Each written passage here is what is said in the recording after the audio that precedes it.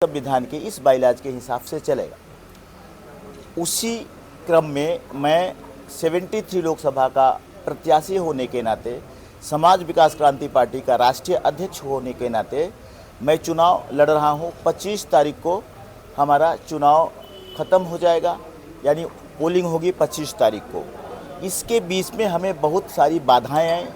जब से मैं पर्चा भर रहा हूं, जिस दिन पर्चा पहला दिन था, पर्चा लेने के लिए गया, हमने किसी को भेजा, सुबह से लेके यानी सुबह 8 बजे से लेके लाइन में खड़ा रहा और 3:30 बजे तक उसको एक फॉर्म नहीं मिलता है।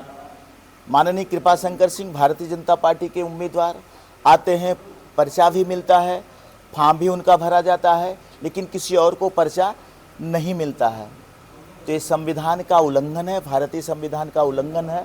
उसकी हत्या की जा रही है भारतीय संविधान की। उसके बाद किसी तरह से दूसरे दिन हमें मिलता है, हमने फॉर्म भरा। उसके पहले भी हमने एक बार जब राष्ट्रीय अध्यक्ष बने तो यहाँ पे आए थे, तो भी 10 मिनट का भाषण लेट होने के कारण मेरे ऊपर आचार संहिता का उल्लंघन का आरोप लगता है, केसें दर्ज की जाती हैं और हमें अरेस्ट किया जाता है, फिर जमानत से रिहा किया जाता है। लेकिन भारतीय जनता पार्टी खुलेआम घूम रही है। भारतीय जनता पार्टी के आगे पीछे 10 गनर चल रहे हैं, 15 गनर चल रहे हैं। हमें बड़ी मुश्किल से कल एक गनर मुहैया करवाया गया। हमें कलेक्ट्रेट में जाके अपनी बातों को रखना पड़ा, अपने कार्यकर्ताओं के साथ रखना पड़ा। हमें भीख ना मांगने की ज़रूरत पड़ रही है। हमें आचार संहिता का उल्लंघन करने की धमकी दी जा रही है और हमें चुनाव से रोकने के लिए कहा जा रहा है। चुनाव से रोकने के लिए कहा जा रहा है। जहां हम रहते हैं, हम पहले से रहते हैं, उनका भारतीय जनता पार्टी का ऑफिस कहीं और, हमारा पार्टी यहाँ पे है, पार्टी ऑफिस यहाँ पे है, उनका भी कार्यालय कहीं और।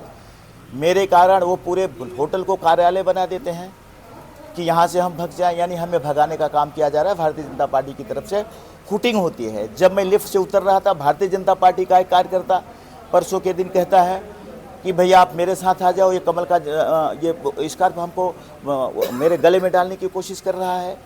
ये भारतीय संविधान कहता है।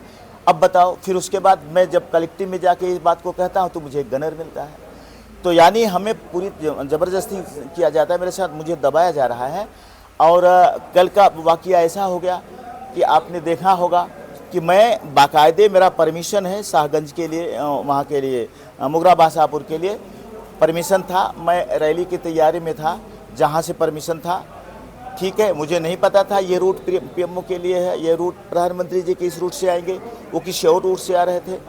तो मेरा ऑफिस है, परमिशन के साथ ऑफिस है।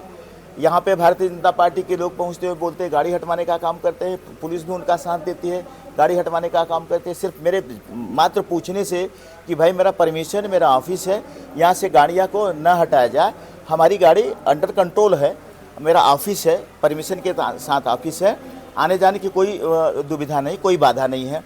इसके बाद 10-12 कार्यकर्ता बीजेपी के आते हैं, हुटिंग करते हैं, बीजेपी की जिंदाबाद के नारा लगाते हैं, मोदी जी जिंदाबाद के नारा लगाते हैं, कृपाशंकर सिंह जी की जिंदाबाद के नारे लगाते हैं। और फिर पुलिस भी हमारे साथ लड़ाई झगड़ा करती है और हमें करने की कोशिश करती है। और फिर मुझे पूरी तरह से घसीट के गाड़ी में बिठाया जाता है, चूँकि प्रधानमंत्री जी आ रहे हैं। इसके लिए उन्होंने मेरा कुछ भी नहीं सुना और मुझे गाड़ी में घसीट के बिठाया गया और उसके बाद फिर मुझे थाने में लेके गया और थाने से फिर मुझे वापस मेरे ऊपर आचार संहिता का उल्लंघन का या जो भी उन्होंने धारा लगाई और उसके बाद फिर मुझे रिहा होना पड़ा। मैं चुनाव लड़ रहा हूँ, मैं इन सब चीज़ों से लड़ते रहूँगा तो मैं चुनाव कैसे लड़ पाऊँगा। तो मेरी निर्वाचन आयोग से अपील है और मैं एक लेटर भी बनवा रहा हूँ कि भाई मुझे निष्पक्ष चुनाव करने की बात आपने कहा था। जब मुझे सर्टिफिकेट मिल रहा था समाज विकास क्रांति पार्टी का, तब भी कहा गया था कि निष्पक्ष चुनाव होगा। क्या निष्पक्ष चुनाव ये कहता है कि जो प्रधानमंत्री हैं अगर वो किसी भी एरिया में जाएंगे तो कोई भी कैंडिडेट वहाँ प्रचार नहीं कर सकता? क्या निर्वाचन आयोग ये कहता है कि प्रधानमंत्री का तो हर जिले में दौरा रहेगा? तो क्या जहाँ जाते हैं वहाँ के कैंडिडेट, भारतीय जनता पार्टी के कैंडिडेट किसी को पूरे शहर में प्रचार करने के लिए मना करेंगे या किसी को वहाँ खड़ा रहने के लिए मना करेंगे या उनकी हुड़दंगई भारतीय जनता पार्टी की होगी? तो फिर सरकारें भंग कहाँ हुई हैं? जब उनका इतना दबदबा चलेगा भारतीय जनता पार्टी का, तो सरकार भंग हुई कहाँ? अधिसूचना लागू हुआ कहाँ? फिर आप आचार संहिता की बात कहाँ से कर रहे हैं? हमें सिखाया गया, निर्वाचन आयोग ने पूछा, हमें बताया है, हमने भी पढ़ाई की, हमने भारतीय संविधान की बातों को मुझे जानने का अधिकार है और मैं जानने की कोशिश की और मैंने जाना है कि सरकार भंग हो जाती है, कोई कहीं का सांसद नहीं रह जाता। जितने भी कैंडिडेट पास हो जाते हैं पर्चे में, उनको बाकायदे सबको सम्मान के साथ लड़ाया जाता है, लड़ाने का काम किया जाता है। किसी के साथ बदतमीजी बदसलूकी नहीं की जाती है, लेकिन वैसा हो रहा है। मैं इससे ज़्यादा कुछ नहीं कहना चाहता हूँ। मैं निर्वाचन आयोग से यह अपील करता हूँ कि मुझे हराने के लिए शासन चाहती है और भारतीय जनता पार्टी हराने के पीछे लगी है, लेकिन मैं हारने वाला नहीं हूँ।